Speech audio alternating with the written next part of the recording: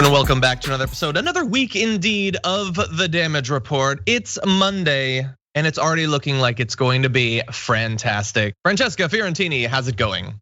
Buongiorno, tutti sta prendido frego. I don't know what I'm saying, but I tried to. Anyway, I don't speak Italian. Good morning, what's going on? Happy Monday. You don't speak much of it, although you are Italian. I found out this morning that your birth name was Giuseppe.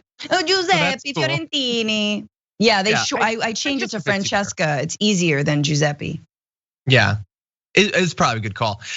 So look, we have a lot of news that we're gonna talk about, and we're gonna get to that. I'm just gonna quickly say, just because everything's falling apart, I'm not gonna pretend that it's not. I don't know what the minutes leading up to Anderson Cooper are like, or what Don Lemon is doing 3 minutes out. But man, it's weird here. I'm spilling coffee all over the studio by myself. We're talking about stuff that probably they're not on Cuomo. They definitely are. I think it's whatever you're doing, they're doing 10 times worse. They're just, you remember Lawrence O'Donnell yelling, "Stop the hammering." It's just that. It's just a lot of ego. I vaguely do, yeah. It's a lot of yelling at producers. Yeah, that's true. I try not to do that. Although maybe it's fun, maybe I should try. Okay, so very glad to have you here because we are entering into the 2 weeks before election week. And I don't know what to do or say because it's so big and there's so much riding on it. And I know that there's things that because of the platform that we have, and obviously we have people, both of us, that care about what we think, like we gotta do right by them in this last critical period leading up to what could become one of the most monumentous political weeks of our lives. I don't know what I'm supposed to do, Francesca. Perhaps we can figure something out. I know we're gonna be talking about California ballot initiatives at some point later on this week. I'm hoping to get Anna on. I was gonna do it with Brett, but I think that we would disagree too much and I just can't take that right now. I don't want to know which way we disagree. You're gonna get like a long argument about stem cell.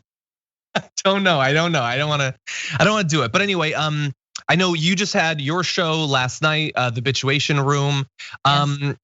2 weeks out from the election, what's the Bitchuation Room about? Bitchuation Room is always about laughing in end times. So definitely trying to find some humor in all of this, but also some political strategy. So we had organizer Joshua Kahn Russell on, who's working with Choose Democracy, which is one of the many organizations that's trying to game out what if Trump doesn't leave office, and what would that require of us? What would that require of us in our roles as whatever we are, whether we're teachers or bus drivers or tech workers or whatever our chosen profession is, mothers, fathers, like we will need a massive amount of resistance, and we will need to deny the legitimacy of whatever the coup plotters are claiming, and this is the moment we're in. So it's kind of like it's time to not be so Pollyanna with America's a great democracy and we'll pull through. Like we know after 4 years of watching the Democrats try to rein this president in and the Republicans going along with whatever he does, that we can't count on our politicians anymore. Yeah, exactly. And we really need to get past this like weird obsession with like being great and we're great or we're unprecedented. I'm not interested in any of that. Here's what America is, all I've got.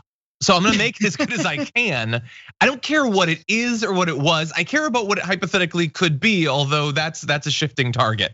But anyway, we do have news that we have to get to, obviously. Thank you to everybody who's already joining us, whether you're on Twitch or YouTube or other platforms I may not even know about. Thank you for being there. You can chat with us. You can send us super chats and things like that. We'll respond as we go along.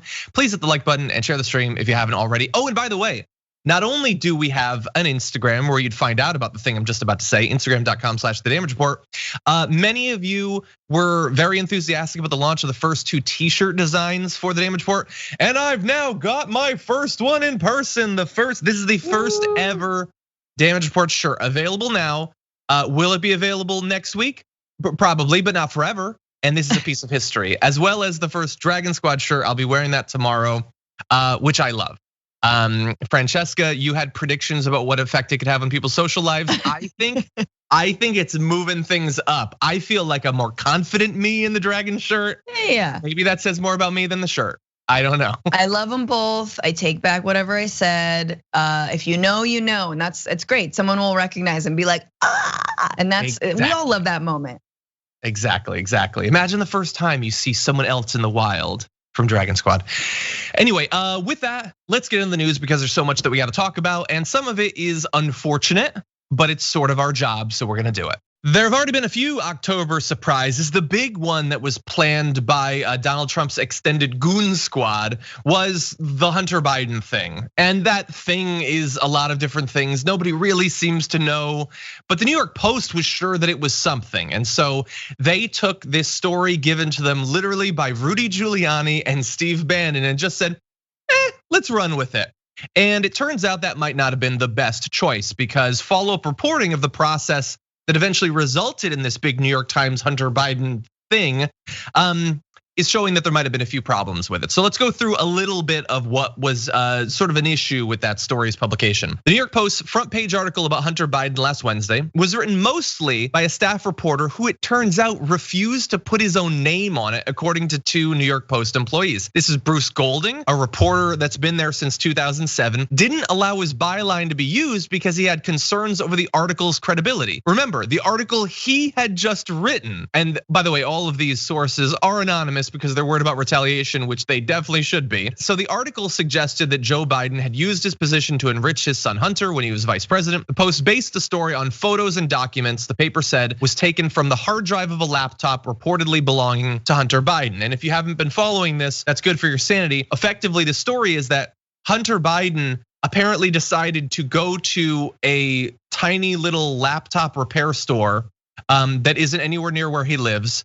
And he gave them a laptop with a bunch of sensitive material on it and then just never went back and got it again. Maybe that's a thing. There's other issues, but Francesca, this is the first that we're talking about this story on the channel. We're gonna go to some more of the credibility issues, but what's your thinking about this so far? I mean, this story broke, I believe, on the same night and the same day of the dueling town halls. And I saw some mainstream outlets like MSNBC try to make it an issue. And immediately the first line is found in pawn shop, left by Hunter Biden. And you're like, okay, this is fake. Like, what is this? And even if it were real, it definitely wasn't found in a pawn shop. So my initial reaction was, are we really doing this again? Like, are we actually going to uncritically accept some random ridiculous story about yet more hacked emails, right? Like, okay, here we go, like clockwork. So I was really disappointed in it, and I'm happy now that we're learning a little bit more of the context about how it came about. Yeah, exactly. And look, you've already given the, I guess, the caveat. I'll give the caveat too. If it's real, here's the thing. Like the WikiLeaks emails back in 2016 were real. As far as we know, every single one of them was authentic. Hypothetically, something could come out of them that would be really devastating. But we do need to understand the meta media narrative of there being a lot of a thing that you keep rolling out a little bit at a time of, which, and remember, like, I haven't said anything about the substance of whatever the hypothetical I'm talking about is, but doesn't it seem like there's something? There's a lot of it, and now there's a little bit more coming out, and that's what happened with WikiLeaks. You know, people rolled out one email a day for literally months, got a bunch of like views, and Fox News loved it. So that's happening now for this too, with Fox News, like taking each of the individual new emails that come out that like are like text conversations between Hunter and Joe, where Joe says that he loves him or something, and it's very scandalous, and it's very shocking. That are like really moving, like Hunter Biden texting his dad from rehab, being like, "I've ruined your campaign. I'm so sorry." This is obviously like a year ago, and then his dad just waking up being like, "Good morning, son. I love you, and I miss you a lot." You know, like, oh my God, yeah. This is supposed to be damning to Joe Biden, okay? Because I think it somehow makes me like him, and I'm not. That does, I'm totally not that person to fall for the decency thing, but anyway, that's it. Makes me like, oh God, Dad, you know, Dad. I think that some people feel freed up to want to pretend that there's more than there isn't, because hey, it's okay to attack Joe because he's up by so much, or like, oh God, like we've been so critical of Trump, we got to find something to be critical. Here's the thing, there's well-established historical things about Joe Biden have a problem with that we've talked about literally ad nauseum. We're not under any sort of obligation to pretend that nonsense is more serious than it is. Like if you want to zoom out 500 miles, do I think that Joe Biden has done things to benefit his family? Probably. I assume all of them do because they're politicians. They're not my buddy. I don't play Fortnite with them. We don't have that sort of relationship. I'm very critical of them, but also understand that this isn't the first pass we're taking at the Ukraine thing. There's been any number of different Senate investigations and House investigations and all that stuff. Honestly, I don't know how they haven't found more because there's gotta be something there. But what I don't think is there is probably anything found in a blind guy's pawn shop. It just doesn't make sense. And it's gonna make even less sense as we go through a bit more of the caveats. But before we do that, anything more on this? I mean, I think once again, we have to, from as progressives, as people on the left, remember the moment that we're in, remember the stakes, and also remember, like, let's not wake up and do what mainstream media does and wake up sort of a fresh little baby every day that's forgotten everything and has forgotten that this president was impeached for trying to solicit Ukraine by withholding funds, right? Like to that country to be like, nope, give me a little bit more on Hunter Biden. Like, are we that dumb that now, 7 months later, when like somehow miraculously a pawn shop has found a few emails, we'll be like, oh, there it was. And it's like, no, y'all, like let's remember what's going on. Let's remember the reality here.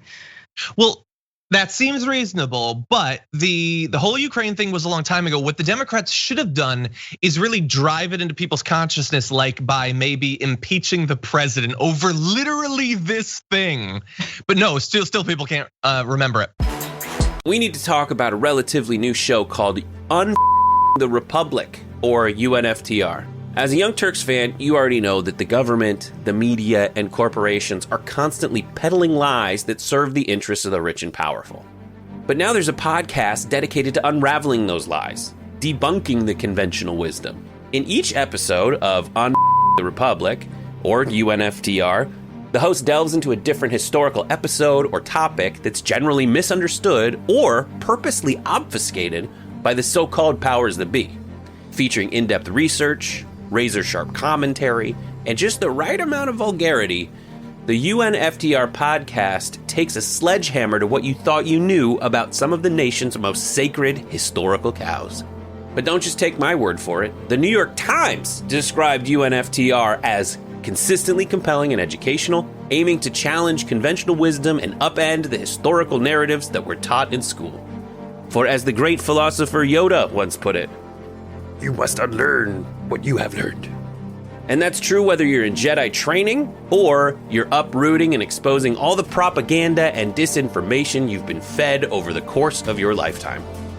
So search for UNFTR in your podcast app today and get ready to get informed, angered, and entertained all at the same time.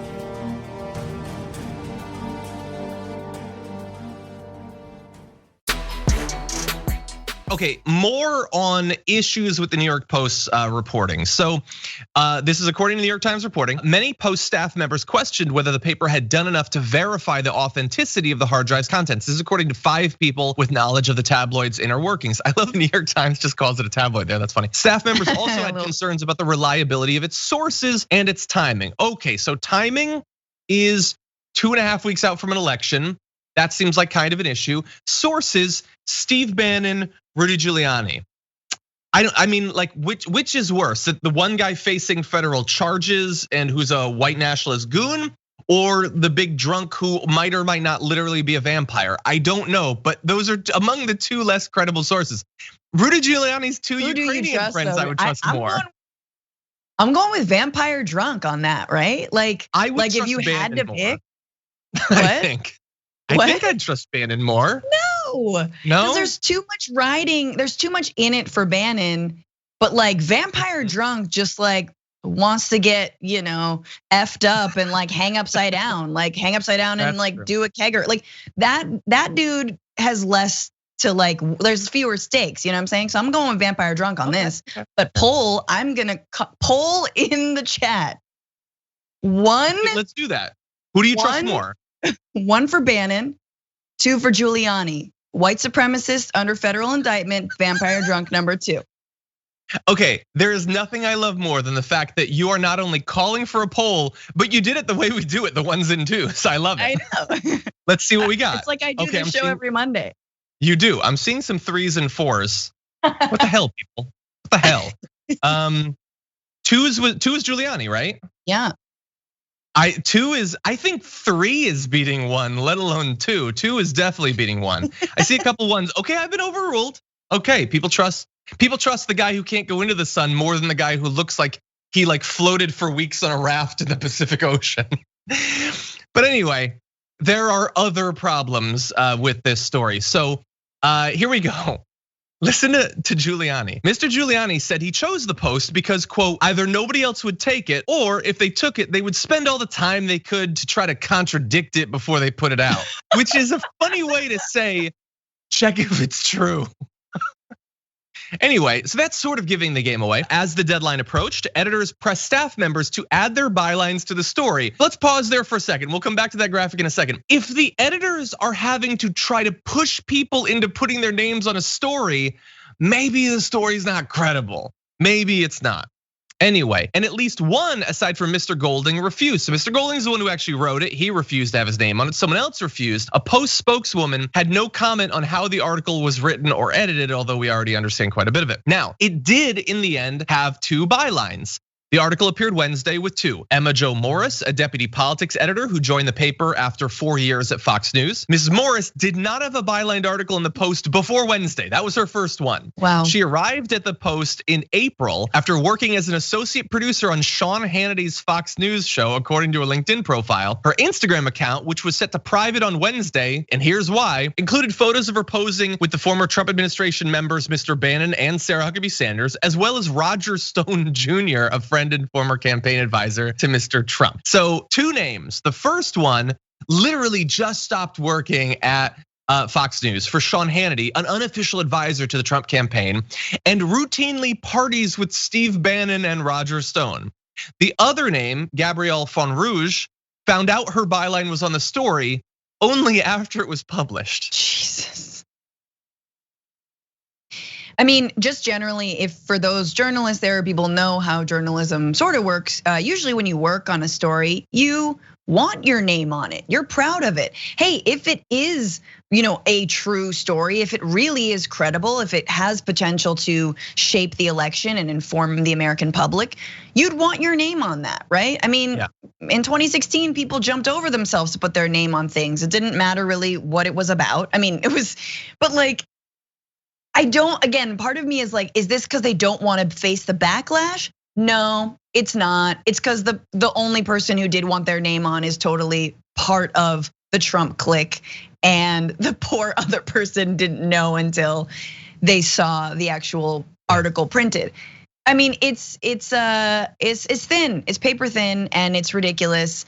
And I'm sad actually that some journalists sort of started to fall for it last week, and I'm glad they kind of pulled back from the brink, because again, we could have been in another sort of Comey-esque Hillary's email situation.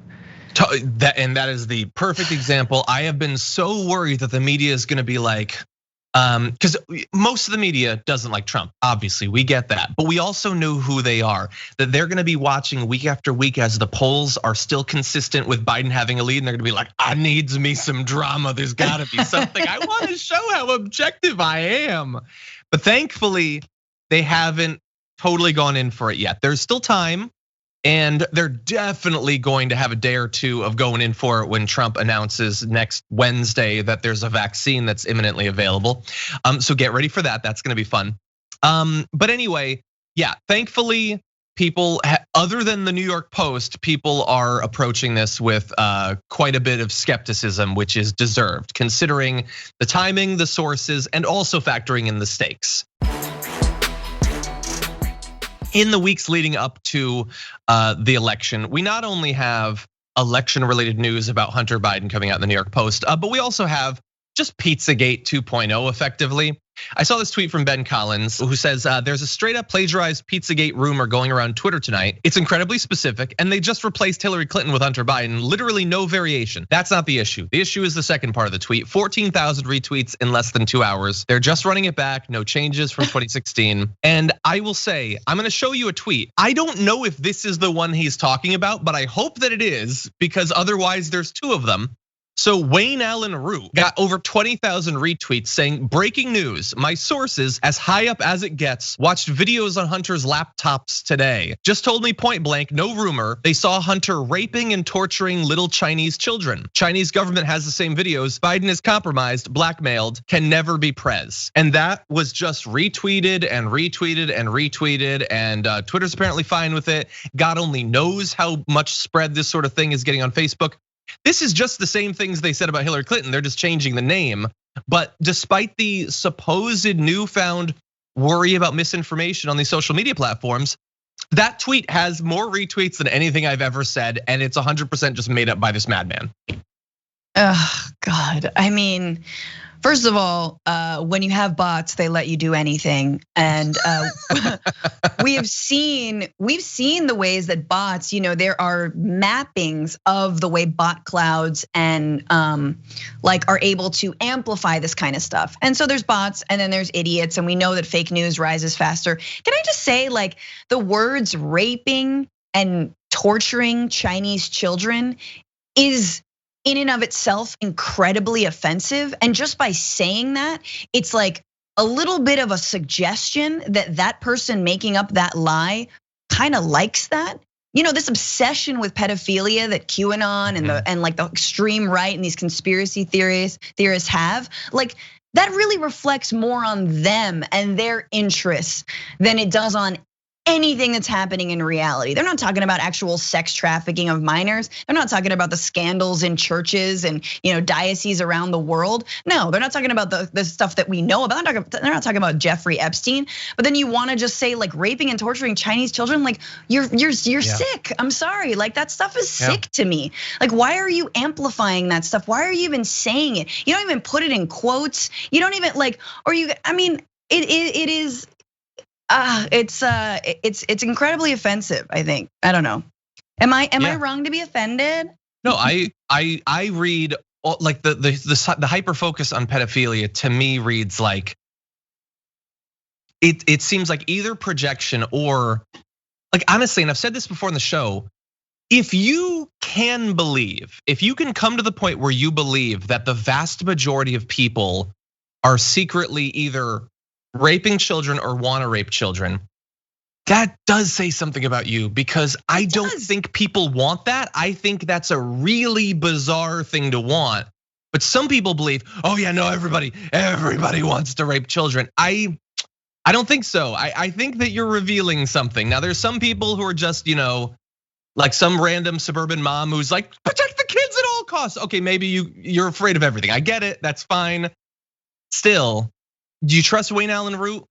And look, that tweet, who cares? But you're gonna see more and more of this. And some of it is going to be a rando on Twitter. Some of it is gonna make it to Fox News. And so everybody needs to be on extra guard over the next few weeks against crazy nonsense intended to swing the election. I'm gonna do my best. I know Francesca will, but everybody needs to be ready for this stuff. Yeah, I mean, you really can't make it up. We knew 2020 was gonna be bad. And just imagine our little 2016 selves being like, oh wow, 2020 is gonna really be bad when it comes to fake news and any kind of information warfare, blah, blah, blah. And we did not see a pandemic coming at all, right? We did not see RBG dying. I mean, we did really, let's be real, but we didn't see it happening now. So it's let's just, take a deep breath, remember sort of where we're at, our priorities. Obviously, again, reach out to the Karens and the Kevins in your life. If you need to reel people in from the brink, contact that QAnon cousin, do what you can, let it be, don't, but breathe deep, and because we got to tuck in for a long winter. Yeah, 100%. It's gonna be a rough one. Remember, even if Biden wins, even if Trump goes, we have months of unleashed Trump, who is now accountable to anything. Dr. Fauci was just on 60 Minutes, and we're getting a few little videos out of it of him confirming a little bit of what we've heard behind the scenes, including this first section where he talks about the White House attempt to sort of corral his exposure to the media. During this pandemic, has the White House been controlling when you can speak with the media?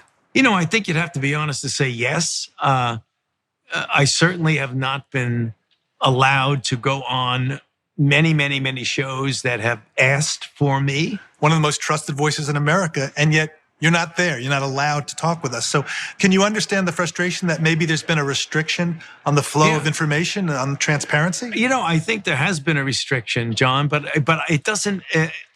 It isn't consistent. We've heard from reporters saying that they haven't been able to book him in the past, and he's there confirming that that is a thing.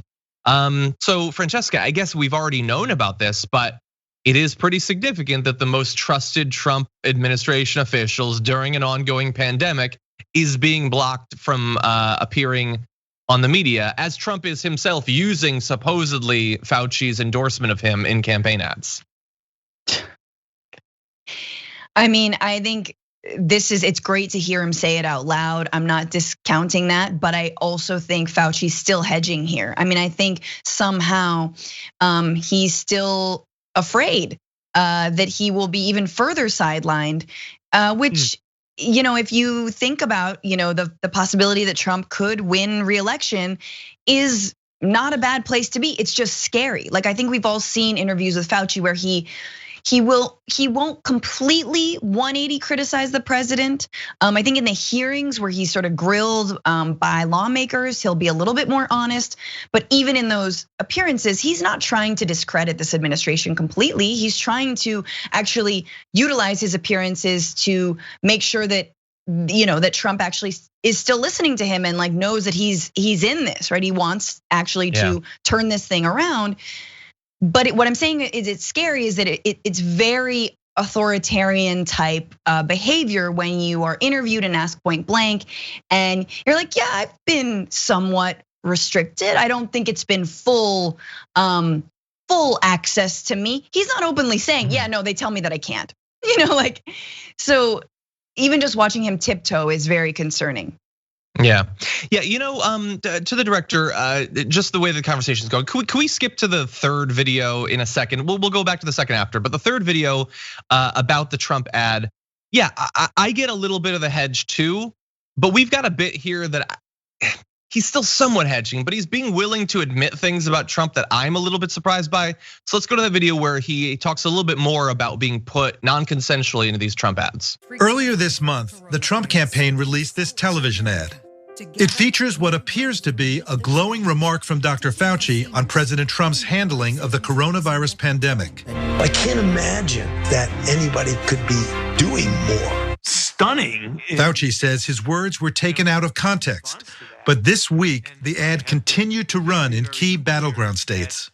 I do not, and nor will I ever publicly endorse any political candidate. And here I am, they sticking me right in the middle of a campaign ad, which I thought was outrageous. I was referring to something entirely different. I was referring to the grueling work of the task force that, God, we were knocking ourselves out 7 days a week. I don't think we could possibly have done any more than that. Did the steam start to come out of your ears? No, it did. Quite frankly, I got really ticked off.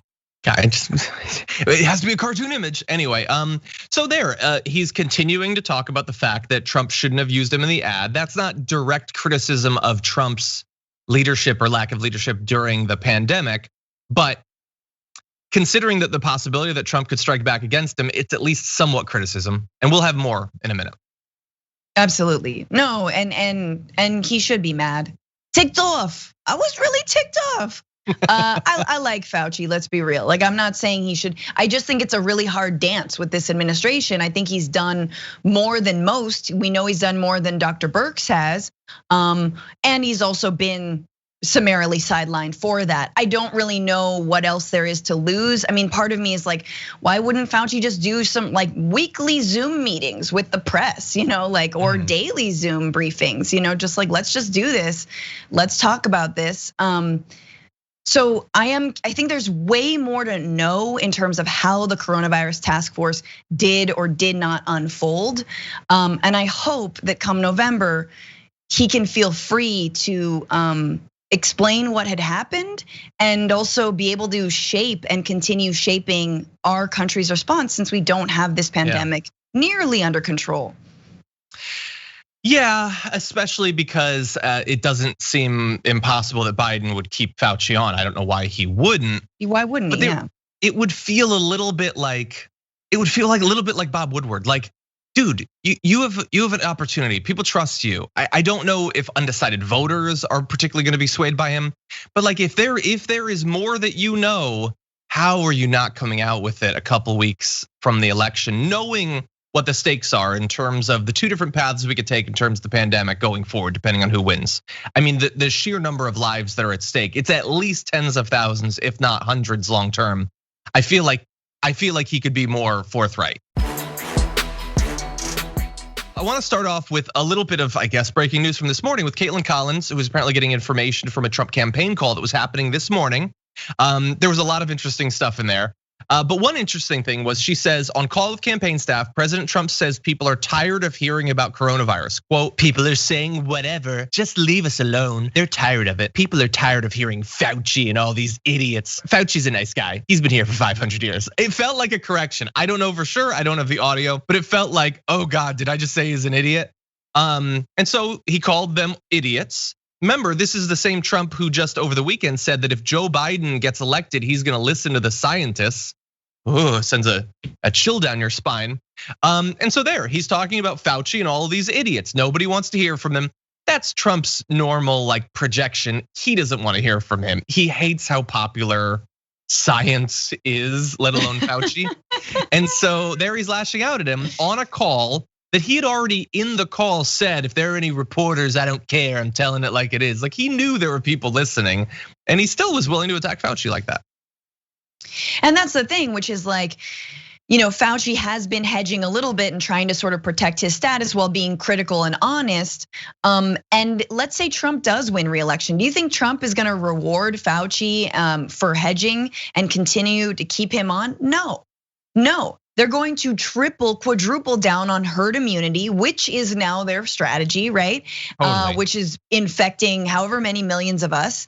And bye-bye Fauci. So like, I get, of course, he would not want to be part of a campaign ad, but it's also a little bit like, homie, like you realize there is only one choice for you and science and all of us surviving this, right? Or like, and that is Biden winning. Let's just be honest. So, let's go with a bit of that. Yeah, because like we've been talking about the stakes for Fauci. If Trump wins, doesn't he fire Fauci? Like it feels like he hasn't fired him because it would look bad leading up to the election. So you think definitely? You know what? Let's poll it. He's fine. Fire if you think he's gonna fire. Keep on if you think he's gonna keep on. No, I feel like he's gonna fire him. Yeah. They'll come up with some BS excuse, something Fauci said that he didn't like, but they're gonna fire him because they don't care. They've got Scott Atlas. They've got the pseudo intellectual cover for their implicit herd immunity strategy. Scott Atlas shrugged. Yes, Dr. Fauci was very unfair to Hillary Clinton in the 2016 election and mishandled her emails and what? Yeah.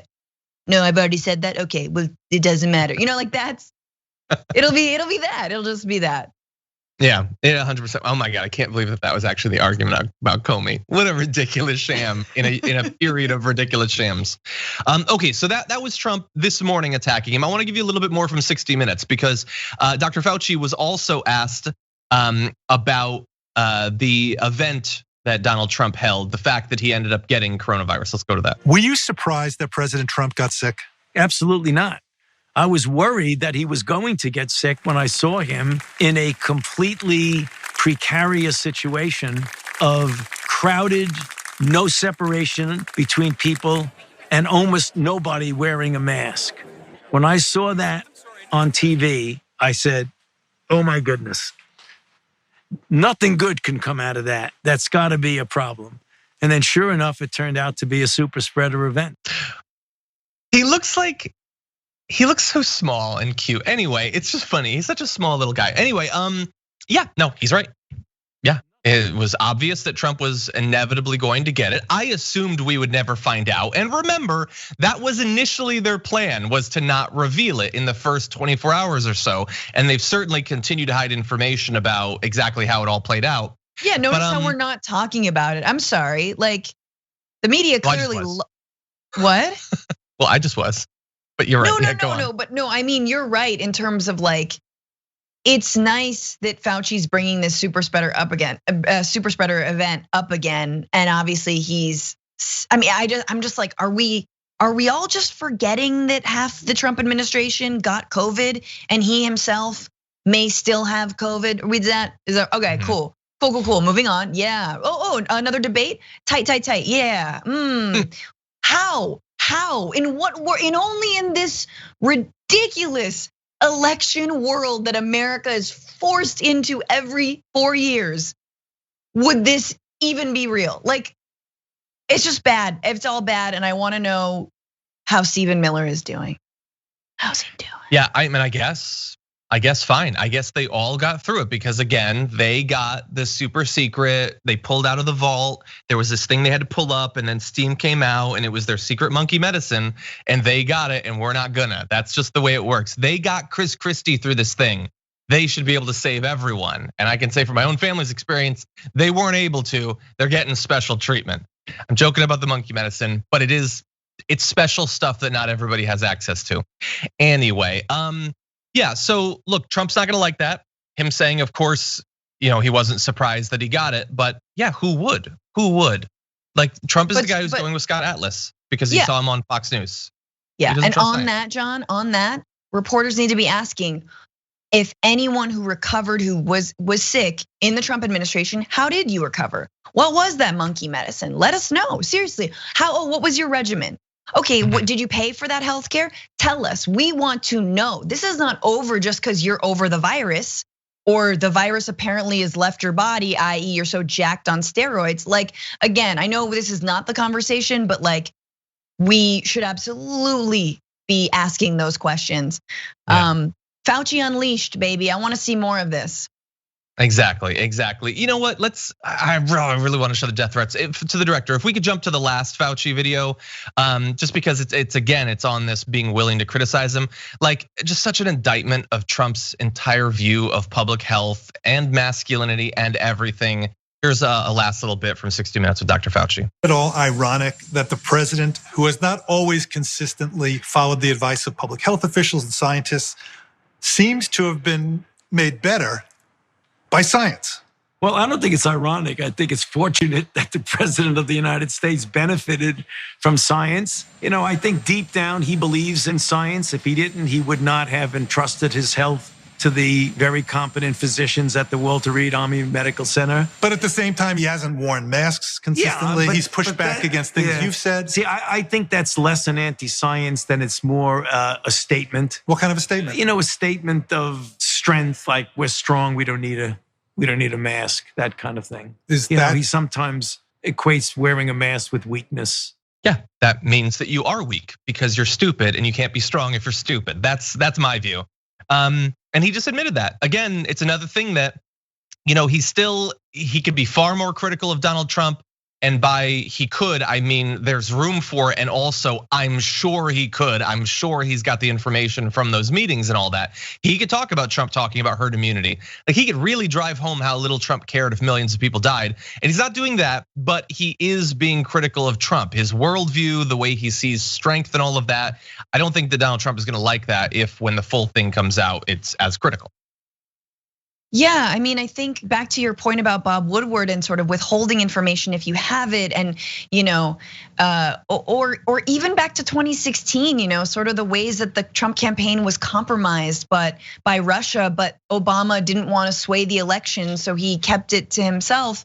We're kind of in that moment now where I think the pandemic and Trump's response to it is affecting voters, right? Perhaps more than any other issue this election cycle. And to say that, well, he doesn't want to appear weak. Well, Trump says that openly too. What's actually happening is he's deliberately misleading Americans, and he's deliberately misleading his followers. And he's doing this on purpose to score political points when they have nothing to do with science. And so why don't you say that, Dr. Fauci, right? It's like he said, well, I think he believes in science. Oh, okay. Because if he didn't, he wouldn't have let all these doctors work on him and suggest all these, therapeutic treatments for him. So, let's dig into that a little bit more. When else has he said that he believes in science, but he can't openly say he believes in science? Does he think you're real, Dr. Fauci, or are you just a figment of his imagination? Like when do you exist and when do you not? That's good. I would watch a few minutes of that. Maybe not 60, but I'd watch a few. Oh, Mark Zuckerberg, you slimy little thing. So look. Mark Zuckerberg has given a lot of assurances about Facebook's commitment to objectivity, them caring about facts, but not being willing to fact check political ads. It's confusing. And I think it's intentionally confusing because the more we find out from Facebook employees, the more we find out that Mark Zuckerberg, a guy who routinely dines with right-wingers and seems to give massive preferential treatment in his own personal life to right-wing media outlets and figures over the left, turns out behind the scenes is kind of doing the same thing.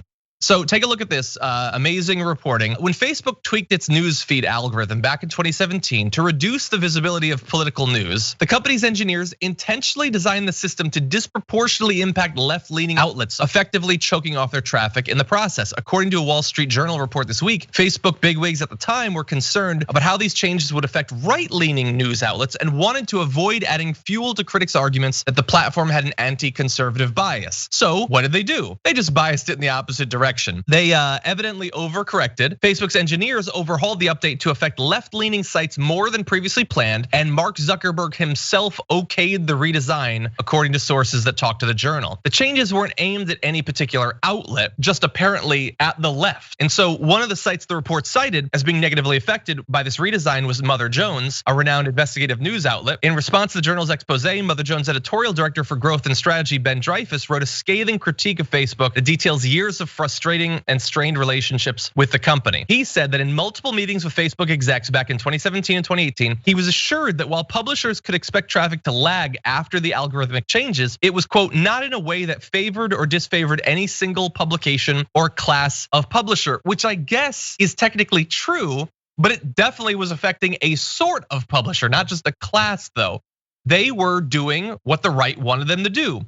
The right whines and cries about being biased against. And so Facebook just instead strikes out at the left to make the right feel better because the right whines way more than the left does. And apparently for years now, it has been affecting left-leaning news sites on Facebook. Francesca.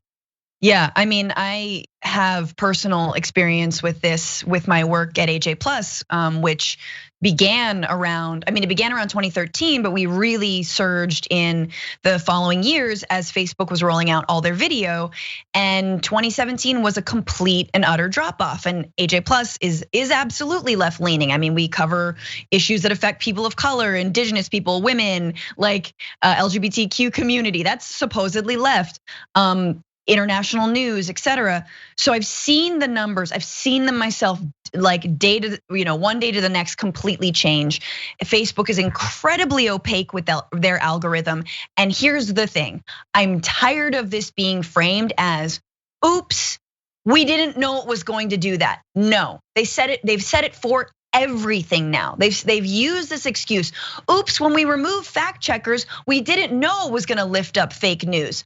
Oops, when we changed our algorithm, we didn't really know it was gonna affect left-leaning sites more than right. Well, we did actually wanna affect left-leaning sites, but not to the degree that we did. No. All of this was absolutely on purpose. Whether or not it was the right that whined, it's the ears of Mark Zuckerberg that listened. It's the little bug-eyed Ben Shapiro worshiping weirdo bangs, alien-like form who stole an idea in order to rank women and then became a multi-billionaire that absolutely is swaying Facebook in the conservative favor because that's what he believes himself.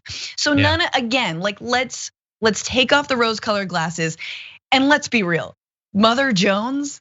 Like AJ+ and Newsbroke is one thing, because I'm biased, but it's all fact-based bias. That's what I say, fact-based bias. But Mother Jones is an investigative news outlet. What does that mean? It means you spend months reporting on one issue, digging deep, fact checking your sources, unlike the New York Post, right? And then you put out an expose or you put out a long series of articles. You have journalists who are covering an issue, for years. Oh yeah, that's left leaning. Yeah. Doing investigative journalism is somehow left leaning. Get out of here. I'm so done with their excuses. They don't deserve our business. Yeah, I agree. And you can see the effect of this. Just check the daily posts on Twitter of the top 10 trending, where were the top 10 trending stories or posts on Facebook every day. And it's going to be, maybe you'll get a CNN or something, but the rest are gonna be Ben Shapiro and Dan Bongino and Donald Trump and all of that. And it's not because there's a lot more conservatives than there are liberals. There aren't. The numbers clearly show that. Yes, conservatives appear to spend the vast majority of their time on Facebook all day long, so that helps. And it certainly doesn't hurt that Mother Jones will do months to produce an article, whereas these ghouls just make up like lies that make people angry. Like they just come up with, like Dan Bongino will just do a post about, yeah, Biden just said in an interview that he's going to, if he loses, he's going to invade the White House or something. No, it's not true, but it gets conservative fired up, and that will get 100 times the spread of that investigation by Mother Jones. So there's a lot of things that are influencing what works on Facebook. A lot of it is just the absolute horrid psychology of your average person. But they are doing everything they can at Facebook to benefit it. And it's not just Facebook. This strategy of continually moving the goalposts on the right by whining about shadow bans and all of that, as they are continually dominating that most shared metric. And it's not just because they're whiny babies. Yes, they're whiny babies, but it's a strategy and it's working, and it's been working for years. And I haven't seen anything from Mark Zuckerberg that tells me that they're gonna be changing anytime soon. No, and the fact that after all of this scandal, Zuckerberg is still at the helm of Facebook tells you that he absolutely signs off on every single strategy that they have. He absolutely has known what is going on. And so it's like, at least have shame. Nah, the dude doesn't have shame. Yeah, no, there are, Duterte is using Facebook to, like repress his own people in the Philippines. There's like endless amounts of examples, Brexit thanks to Facebook, ban and Cambridge Analytica. Like, when is it enough? Like, when do we get off of it? When do we realize it's a cesspool? Y'all, it's the boomer parents. I know they're there, they're lovely. Yeah. But we need something else. We need an alternative. And I absolutely think that if and when we have some reining in of big tech, or we have nationalizing Facebook, which may or may not ever happen. But I'm serious. I mean, I do hope that we live in a world and a time when like an actual free market of ideas, not monopolies, can emerge, so that something else better and more concerned with your privacy and not 1984 in your brain could eventually emerge. Yeah. Quick reminder, because we have a lot of other stuff we have to get to, but we talked about this back in August. A BuzzFeed expose talked to a Facebook employee about efforts to provide preferential treatment to right wingers. So you have the striking out algorithmically against the left, and then they had when Breitbart and Diamond Silk spread misinformation, the top level management at Facebook would step in to free their sites up from increased scrutiny, because we can't expect them to be honest, but we want them to still get reach. So we're gonna step in every time they purposefully lie, and we're gonna protect them. That whistleblower was fired. So, I mean, I don't know how much evidence we need. Facebook is literally one of the worst things humanity has created, unfortunately. It was just like 2 weeks ago that a bunch of domestic terrorists were foiled, thankfully, in their plot to kidnap and I would assume inevitably murder Gretchen Whitmer, the governor of Michigan, that they don't like because she instituted lockdowns. And Donald Trump, who technically could be like so proud of the FBI for doing their job here, instead is continuing to instigate people to despise her for the same reasons that those terrorists did. Here is a weekend rally in Michigan where he is taking part, at least in a way, in a lock her up chant. about Gretchen Whitmer. You got to get your governor to open up your state, okay?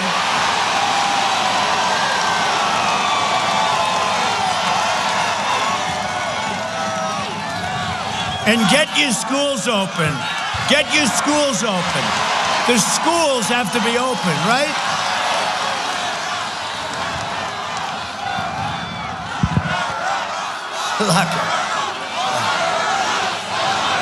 Lock them all up.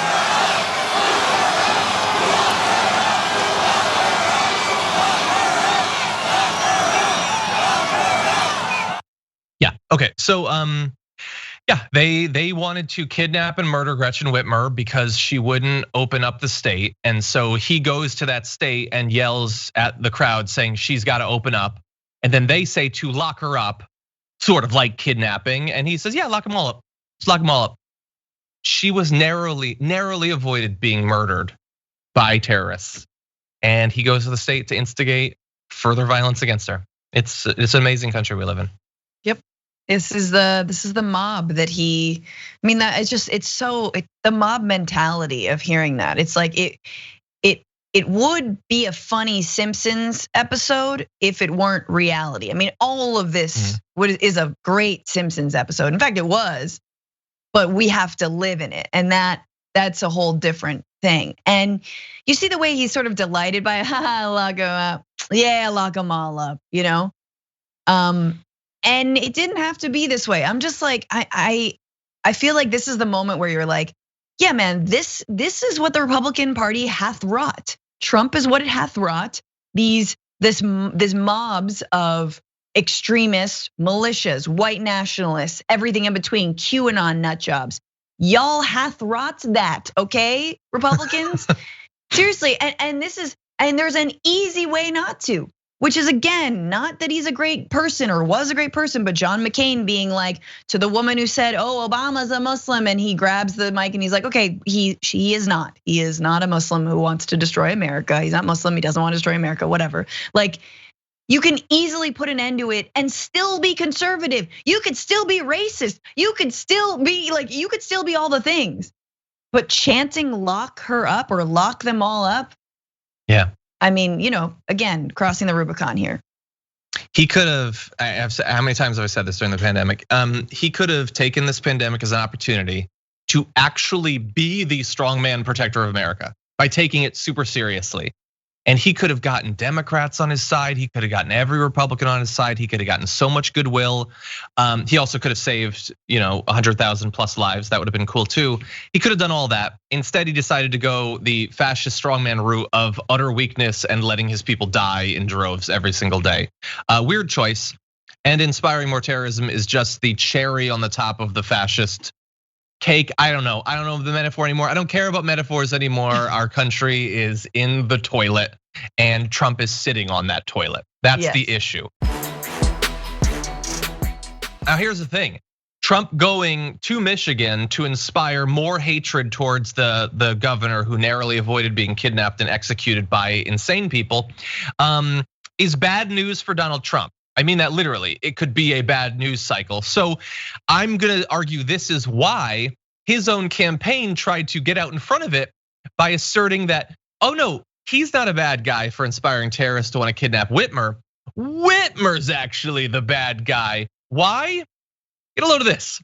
So Gretchen Whitmer did an interview with Meet the Press, and in the background of the Meet the Press thing, she's got decorations, as we all do. We all are hoping to be rated by Room Rater and get a good rating. I didn't get one with my home studio. It makes me so mad to this day. But she had that little thing in the corner there. It says 8645. Do you know what that means? You probably do, but you're wrong. They'll tell you at the Trump campaign what it means because they tweeted out, Governor Gretchen Whitmer displayed an 8645 sign during her TV appearance. 86 can be shorthand for killing someone. Whitmer is encouraging assassination attempts against President Trump just weeks after someone sent a ricin-laced package to the White House.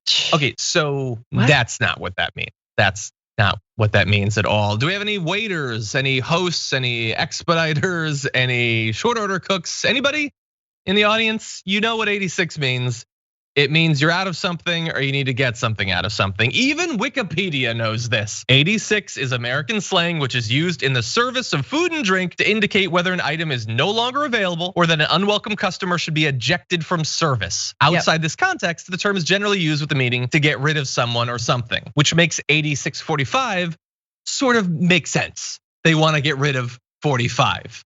I don't think that Gretchen Whitmer is saying he should be assassinated. And if she was gonna do that, she wouldn't do it by putting something in the background that doesn't even mean that. That's a really bad way to inspire an assassination plot against the president. And Trump should know that since he's sort of inspiring assassination plots against her. What he's doing there is he's justifying the assassination plots. I mean, and his team is justifying them. They're justifying the one that was there, that was foiled, of which there's video of them running like target practice and all this ridiculousness. And they're justifying future attacks. Well, you were gonna assassinate me first, so I had to assassinate you. Pre-crime, like what? It's and so that's exactly what they're doing, and that's exactly what he's been doing. He's justifying all of this. I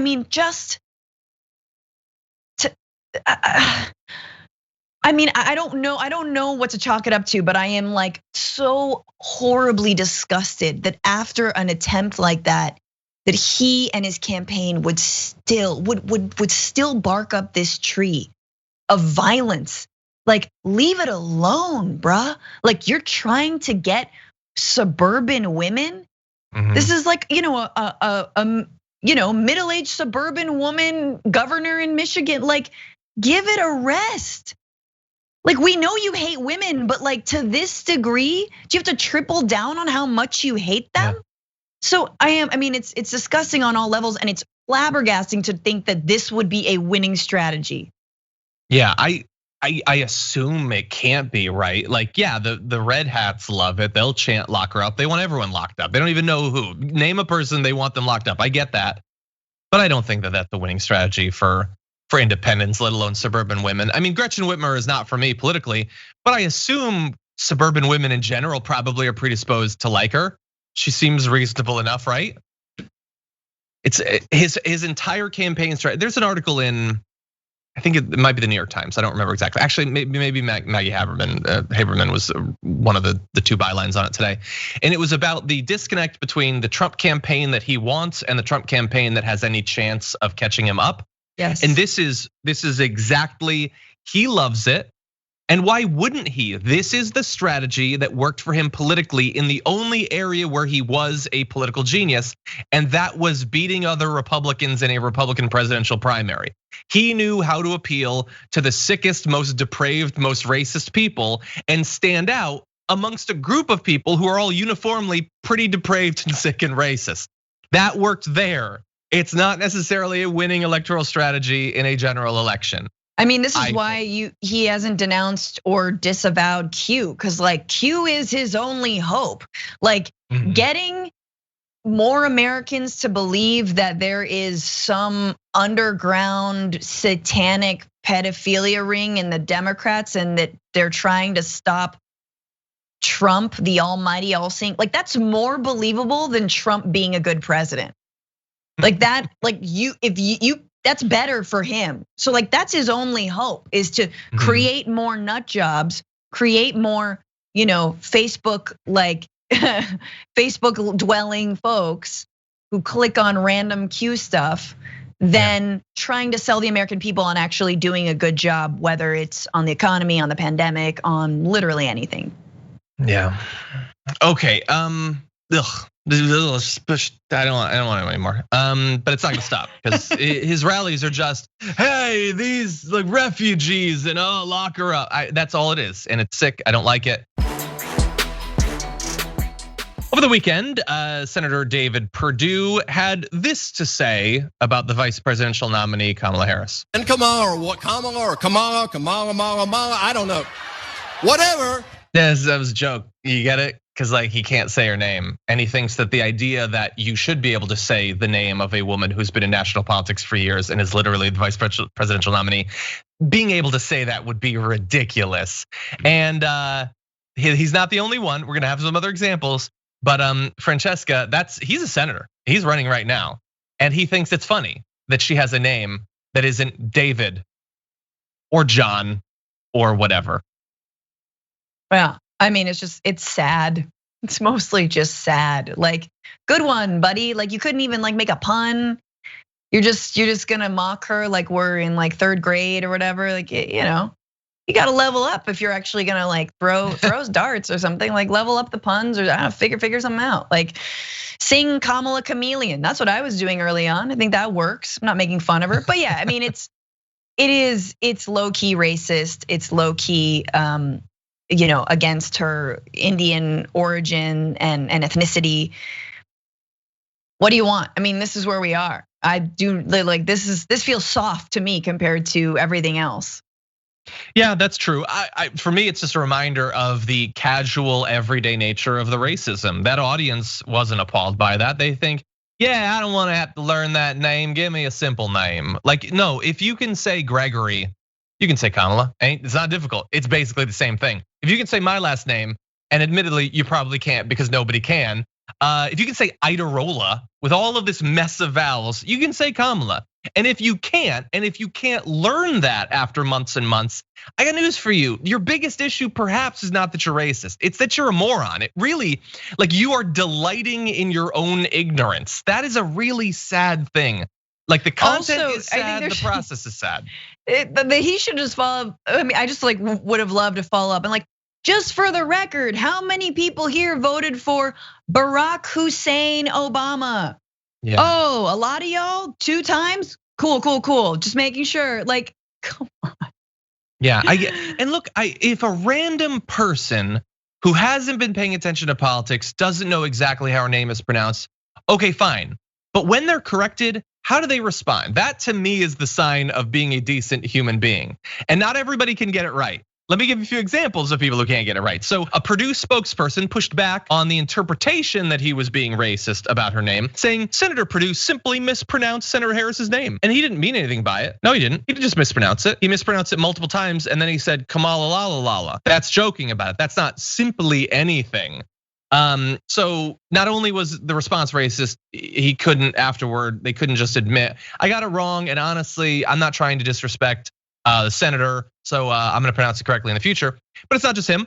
You might remember a couple months ago, in August, in fact, we talked about a Tucker Carlson segment where Richard Goodstein, who was on, said her name is pronounced comma, like the punctuation mark, Kamala. And he was saying this because Tucker Carlson had repeatedly mispronounced it. Right. He went on, seriously, I've heard every sort of bastardization of her name. That's where Tucker Carlson breaks in and says, okay, so what? And he was like really mad that he had been corrected. He didn't want to be corrected about the pronunciation because the point of his show, the point of watching his show is to feel good about being racist. And in fact, after that angry response, Tucker Carlson went immediately back to mispronouncing it because he's either really racist or aggressively stupid or possibly both. And so this unwillingness to learn is a layer of idiocy on top of the racist predilection. Anyway, you want the positive bit to this? I do. And that is, yeah, you do. I'm gonna give it to you. So Kamala, which by the way, like I got issues politically with Kamala Harris. Kamala's a great name, isn't it? Like it sounds nice. It's good sounds. And a lot of these names that aren't John or Jimmy or Joe Bob or anything actually are kind of beautiful, both in terms of the name and also what they mean. And thankfully, the hashtag my name is sprung up, where individuals who have names that are probably repeatedly mispronounced, sometimes intentionally, to mock them with racist and xenophobic flavor, decided to explain what their names mean. So Ilhan Omar says, Ilham, I prefer Ilhan. I never like the M sound. It means inspiration in Arabic. My mother named me Ilham and inspired me to lead a life of service to others. In his honor, I am voting for an inspirational ticket over desperate and maddening one. So that's beautiful. Don't you love that? That makes me like teary. That's like, I think every time I hear about, the squad's parents supporting them, I'm like, oh my God, that's where it started. I love you. I love you, Ilhan's dad, for doing that. During, was it Breaking Down the House? God. When AOC talks about her dad, I was just bawling. And like, I've lost my dad too, so, but like I was just done. Yeah. But Ilhan's not the only one. Rashida Tlaib says, my Palestinian father named me Rashida. I love it, and it has a strong history in my family. It means righteous. That's right, righteous Rashida. I love that. Rokana, friend of the show, says Rohi, and my friends call me Ro. It means bright light in Sanskrit. Aww. Don't you just love, like, their names literally mean inspiration, bright light, righteous. Ayana Presley says her name means beautiful flower in Swahili. She told me, talking about her mother, she told me I'd make history and the world would learn how to say it right. And her mom was correct there. These are beautiful names with beautiful histories, beautiful meanings. You are not made lesser or worse by caring to learn this. That's a good thing. We're lucky that it's not just a million Sarahs and Jessicas and Johns and all of that. Those are good names too, and they have meanings. We mostly don't know what they mean. Do you know, actually, do nice you know, to have others? I mean, like, I'm surprised that he's not, embracing his own name's history, because Tucker in Gaelic means a pimple that's inside of your nose that you can't pop. It's the indoor nostril pimple. It's actually quite beautiful. Okay, so what? So what? Yeah, it's a tuker. And yeah, nose pimple, indoor nose pimple.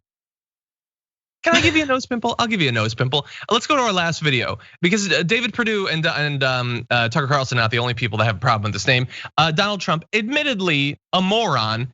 This is his attempt at it. By the way, you know who's further left than crazy Bernie? Kamala.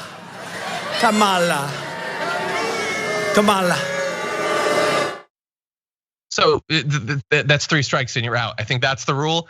And he either doesn't know that, and she's literally running against him, or he does know that. And like, hey everybody, hey all my white fans, I know what her name is, but I'm not gonna say it because screw her. That's the message I get. And they love it. That's why they cheer for that stuff. They love purposefully mispronouncing people's names because they think that by virtue of their birth, their name is better and more awesome than any name that came out of India or Taiwan. Literally name a place. It's better if your name is John, I guess. I don't, and we're supposed to pretend that it's not racist. It's just so obviously, casually, purposefully, stupidly, self-defeatingly racist. It's so racist that you're like, if you put a mic in that crowd, you're gonna be hearing a whole lot of epithets. You're gonna be hearing a whole lot worse than what Trump is saying on stage. Because the whole thing is still somehow hilariously coded. It's like, we're just gonna make fun of someone's name for being ethnic, and that's still kind of coded. We all know what you mean. And by the way, he's the president and actually can make good on his racism. So the border is, the border wall is going up. What does Donald mean, you guys? Donald is actually, it's a Latin origin, and it means diaper rash. That is exactly, just when you have a little too much chafing in there, and it gets itchy, and it's diaper rash. That's a Donald. Ooh, I got a little Donald. Have experienced it. We're all experiencing it right now. We've got this chafe. You're really fast. That's good and disgusting. Thank you for that. Really fast. Hashtag my name is. Let's go through, because you've got their names: righteous, beautiful flower, bright light, inspiration. Do you know what John means? I remember this from when I was a kid. It means God is gracious in Hebrew. That's by the way, that is the meaning of so many names. So many names just basically mean good God thing. That's all it means. Yeah. God stuff. Do you know what Francesca means? Yeah. I just looked I had to Google it. You did? Okay, what does it mean? It means amazing and like wonderful and like super funny and cool. That's true. It's so perfectly appropriate for you. It is. No, apparently it means the Frenchman. It's an Italian name, but it means. Oh yeah, it means Frenchman or like free man. Yeah, that's good. I'll take that. I'm not really freedom prize. That's what it means. Anyway, so yeah. Anyway, I like that it went in the direction. Great job with Ilhan and Rashida and Rokana and Ayana and all of those for taking that direction. Anyway, we are way over. Francesca, the Frenchman, or beautiful funny person, whatever it means. Thank you for joining us. Thank you, good steward of God. The Lamb of God, that's what it means. Lamb of God. Where can we see more of your work? Oh, yay. Follow me at Franny Fio on Twitter and Instagram. And please watch News Broke on AJ Plus and The Bituation Room as a podcast or on YouTube at Franny Fio as well. Sounds good. Thank you. Have a good one. Thanks, John. Take care. America is supposed to be a democracy. I think that anyway. Senator Mike Lee might disagree. But despite the fact that we are supposed to be a democracy, one of the best, it is shockingly difficult for a lot of people to actually exercise their voting rights. And if you're a Black American, it is as difficult as the Republicans and occasionally the Democrats can make it be. And so joining us now, reporter who is crisscrossing the nation, breaking down all of the struggles, all of the opportunities, all of the debates. We're joined once again by Kenya Evelyn, breaking news reporter for Guardian USA. Kenya, welcome back to the show. Thank you for having me. Very glad to have you here. So I've really enjoyed your last few reports where you've been talking about some of these barriers and also some of the conversations being had about the Democratic Party, what they're actually offering. Can you talk to us a little bit about some of what you found with all these conversations you've been having? Sure. Well, I think it's just stating the obvious that Black Americans have been disproportionately hit by what seems like 3 national crises at once. We're seeing of course, the coronavirus pandemic, and then that led to a national recession that Black Americans are, as we saw and as we are seeing, disproportionately impacted by. They're more likely to have been laid off. They're more likely to be frontline workers, and with that, then of course, with the killing of George Floyd in Minnesota, we saw racial justice and social justice protests erupt all across the country. And with that, then the backlash from white vigilantes and white supremacist groups.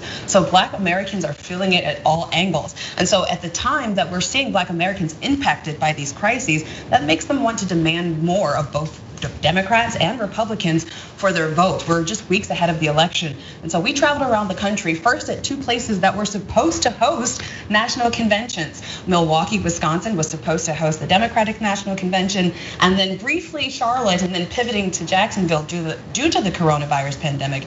We went to Florida and Jacksonville as well as Orlando to talk with voters down there to see essentially how are these national crises, how are this unprecedented time impacting their vote. And what we saw in Milwaukee is that, of course, as it's represented within the Democratic Party, there's an obvious generational divide between young Black progressives who want to see the party go lean more left and go more aggressive, be more bold in terms of bold policy initiatives and change toward progressive policies that oftentimes border on democratic socialism. And then they're oftentimes being met with resistance from their older, more moderate counterparts. And this is represented also as what we're seeing in the social justice movement on the streets in terms of who's taking out to the streets to protest versus those who think voting and solely politics and policy is going to institute change. And then contrast to that, we also saw in Florida where COVID-19 is impacting the fight for voting rights, as well as, particularly with Amendment 4 voters, those who are returning citizens, or as we usually say, or previously used to say, those with former felony convictions,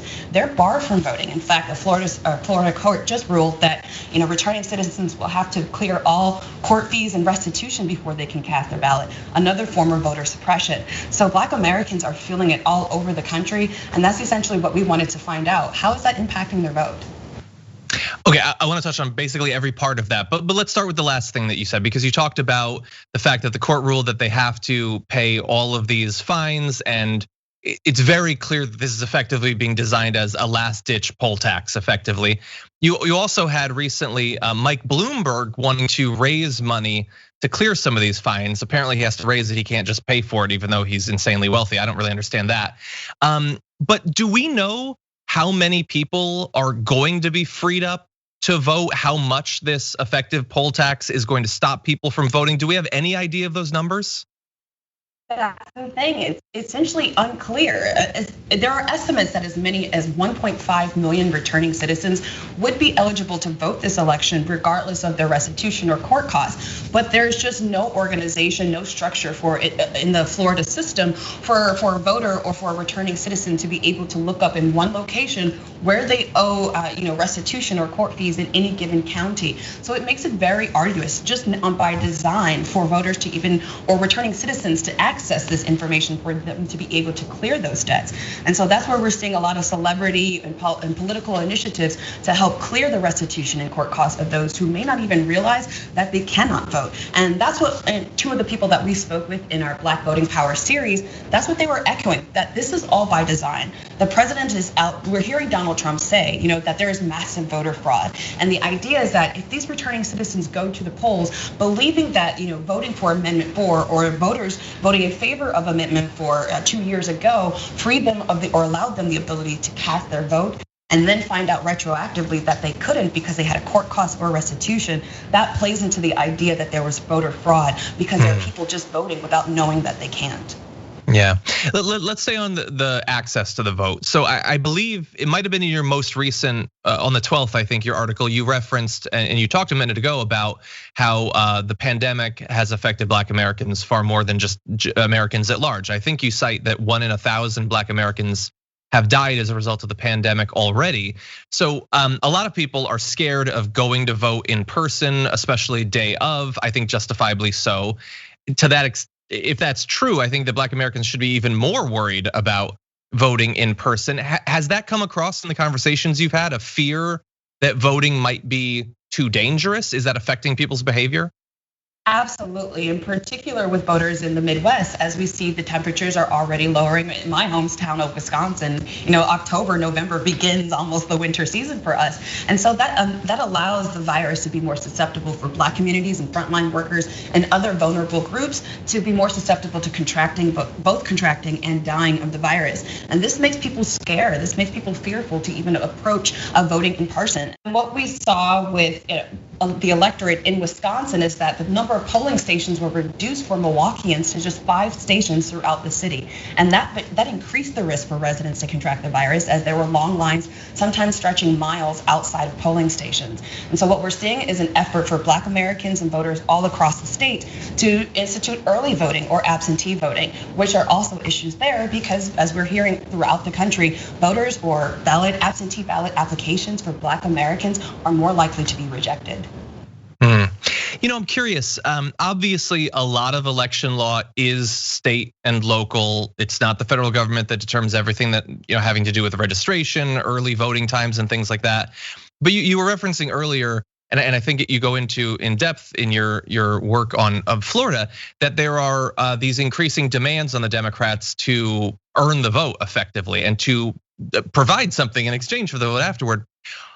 Is there anything about aspirations that theoretically this time, if the Democrats control the White House, if they control the Senate again, as they did a number of years ago, that they'll take voting rights seriously and actually do something to enshrine those rights to the extent that they can federally? It doesn't seem like something the Democrats have really prioritized. They haven't seemed to have taken these voter suppression measures all that seriously in the past. Is that a thing that you've heard as a concern? Absolutely. What we did see in terms of talking with voters is that they saw that Democrats oftentimes use them as a pawn, use them as a convenient voter bloc to visit churches, visit colleges, and pander to their communities when it's time for the election. But then the issues that impact them in terms of voter suppression, in terms of access to voting, those are issues that impact them offhand when we're not seeing a presidential election, when we're seeing midterms, when we're seeing them at the local and state level. And so Democrats have attempted to make these initiatives front and center for their campaign this time in terms of pushing for even what we see are the John Lewis Voting Rights Act, which make voter registration automatic, which would increase the number of polling stations, would make voter suppression and intimidation harsher punishments in terms of federal punishment. So what we're seeing is there are efforts to address voter suppression for Black Americans, but we're 3 weeks out from an election, and Black Americans already more susceptible to a virus, already disproportionately impacted by a recession, and now targeted by white vigilante and supremacist groups on account of standing up for this very right to vote. They're saying that it's a little too late, and so this is going to have to be an initiative that carries over long after Election Day. You mentioned this generational gap of what younger Black voters might disagree in terms of what they want in terms of policy versus some older Black voters. There was I don't know if you saw the town hall with Joe Biden last week, but there was a question. I don't know if the person asking the question considers themselves a progressive, but it got a little bit into that topic. And Joe Biden went on at length about wanting to stimulate wealth creation and things like that, which is fine. Much of his appeal in the ads I've seen and all of that seems to be a return to normalcy, vote for decency, vote for, it doesn't really seem grounded in very specific economic, healthcare, like those sorts of policies. Are you seeing that the way that he's trying to appeal, contrasting himself with Donald Trump, who is that working with and to what extent? Does it seem like a good strategy from the people you've talked to? Well, it's a hit and miss. It is working with some demographics. It is working with some voters. Clearly, there are those who are former Republicans or former Trump voters who are disenchanted with the progress of this president and in terms of the rhetoric of this president. And so appealing to decency, appealing to just an old-fashioned, what we thought was bipartisan politics, that appeals to certain voters, but that is not resonating with those who are saying, even with returning to these times, let's also talk about the racial inequities that existed in this institution that we call the United States of America that existed long before we're now seeing the presidency of Donald Trump. And so that isn't necessarily resonating. What we're seeing are younger, more progressive voters who want the party to go more bold, who want them to go lean more toward democratic socialism and policies that are going to address some of these long-standing institutional inequities that impact Black voters, as well as Latino voters, Asian voters, and what we're seeing are vulnerable groups all across the country. And so there's going to have to be a little bit more than a return to decency. There's going to be a need for bold progressive change in order to appeal to some of these progressive voters who right now are instituting their advocacy instead at the local level. We saw that in Milwaukee, we saw that in Jacksonville, where there are young progressives who are stepping forward to run for office, who are stepping forward to register voters to register residents to vote on the back end of filling out civic surveys on how voters want to spend the city budget. So at the local level, activists are getting involved and they're demanding change, and they're just waiting for the Democratic Party to catch up. I couldn't agree more. And if anyone in the Democratic Party or the Biden campaign is watching, there's still a couple of weeks. You could still craft some ads, maybe put out a policy paper. There's still more that you could do. But Kenya, thank you once again for joining us. Really loving your work. Hopefully we can talk again before the election as you continue this very important reporting. Again, thank you for having me. Always a pleasure.